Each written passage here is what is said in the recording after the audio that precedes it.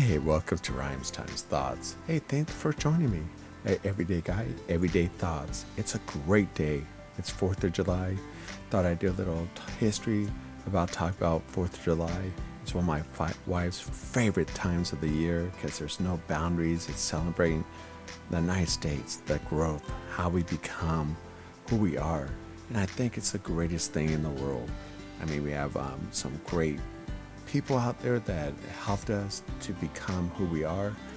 Also, I think we are kind of deceived on some of the things that we thought we knew, that we don't know about history. I think we are not getting the true understanding, and I think people are slowly taking the history away from the United States of people around us. So take that extra step. If the schools, people are taking books away from the schools, that you don't get your chance to learn about the history, the good, the bad. How are we don't get better if we don't know what happened in the past? Because if we take stuff away, it will recirculate, because it always does. So I think this is the time that we really should learn really what independence is. I learned some stuff today, learned stuff in the past, but I thought I'd share a little. Why do we celebrate 4th of July? Really? 4th of July, it really isn't a true date when we got our independence. It's not. I mean, we celebrate, but is that the true how we got into 4th of July? It's not. So let's just talk about that. But that's, always tell people the first thing is we need to really shake off our mind, clear our head. So listen, clear your mind and listen. Shake it out, wake it up, because let's have some fun. Talk about 4th of July and what's the meaning. So let's just go right into it. I think the greatest thing, history. History of where did we get it? Where is the history? We tend to skip the whole story, the meaning of it, and we go to the end. But should we? I mean, think about Thomas Jefferson wrote the first draft of Declaration of Independence, the first draft, June 1776, the first draft. And it was pretty interesting. We might not have known that even growing up in the United States. That's the first draft of the independence. The official, the Continental Congress declared our freedom from the British on July 2nd, 1766. That's when they first talked about it. They were thinking about it. I would love being the fly on the wall. Can you imagine the arguments and should we not? Oh, they're more powerful. We are not. They're more organized. But guess what? They had that great discussion, thought it through, and then on July 4th is the second Congress, the Continental Congress, signed it. But you know what? 7 of the people there did not sign it. So they did not sign it. But think about that date. We signed it, right? In July 4th, 1776. Remember those dates, because it's kind of fascinating, because August 2nd, 1776 is the official 7 of the new members of Congress signed it, and we delivered it to the British on November 1776. Remember, November 1776. And the birth of the United States, America as independent nation. That's when we first really bolding, got it, believed in it, and we went for it. But remember, the American Revolution, the war was not short. It was long.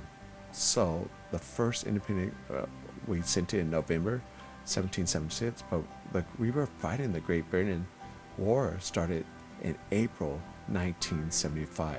Remember, we sent November 1776, our independent, but we were still at war with them from April 19, 1775, and it didn't end till September 3rd, 1783.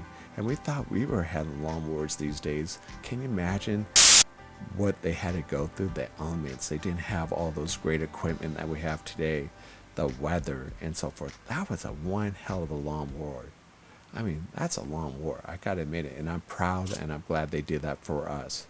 But it's just pretty interesting. But think about, by 1876, we won our freedom, got our thing, But America has a tendency to forget things. If you didn't know, we remember 9/11. We always have to get reminded about 9/11 because we don't talk about it. It's not taught, I don't think, in the history books and so forth in some areas and so forth. So that day it gets lost. So some of our children, grandkids have no idea what happened in 9/11 unless we keep on bringing it up. That's why the news keeps on reminding us and so forth, because America has a tendency to forget things or they don't care anymore. But I think history is important to know who we are and what we went through and the pain and the accomplishments that we have done. And I think we remember the tragedies of big events, but then we kind of forget. And I think that's when old things circulate, the bad things resurface and just get a little stronger. But by 1876, John Adams was mad. He complained in a letter that America seemed uninterested in the past, but that didn't change when he wrote it. But he was mad because he knew Americans started forgetting their past and so forth. And then think about it. I mean, it's true, isn't it? I mean, it sparked the interest. It made people probably have conversations, but they still didn't care. But then, of course, two things happened as well. Thomas Jefferson and John Adams on July 4th, 1826, passed. And still, that was not enough to celebrate. It took more. Celebration more common. Yeah, people recognize it more common in 1870, right? But it still wasn't as big. But the first declaration of Congress first declared a national holiday. I mean, think about it. National holiday, July 4th. What a couple other 7 other holidays like Christmas, all that. That was 1939, between 1939 and 1941. Isn't that crazy? We tend to forget about our past. And Congress, it took that long to make the federal holiday on something that is the most important thing that makes us who we are. And we kind of forget. And why it's recognized on July 4th, of course, that's when it first was signed. And then, of course, in August 2nd is when the last 7 people signed the Declaration. And that's why it is July 4th. That Independence Day happened. But remember, a lot of things happened. The war was happening. A long war was still happening. But that's amazing how we kind of forget how important Independence Day is. And I bet some of you guys didn't know that. I didn't know. I mean, I love reading about it, but did we really know why we celebrate July 4th? Everybody probably thought, some people who have not read history about our independence really think that that's when we got our independence. But it didn't. We were still having war. If we didn't win the war, we would have never had our independence, right? So it's just fascinating. But I hope you guys enjoy this great holiday. I think it's a great holiday. Thank you for tuning into Rhymes Times Thoughts. Thank you for listening to me. Catch me on Instagram, Twitter. I have some great videos. YouTube, I'm starting to come alive. I promise you that. But I want you guys to just give our founders who created our independence, let's give them a clap. And they were, I think they were important to us being successful.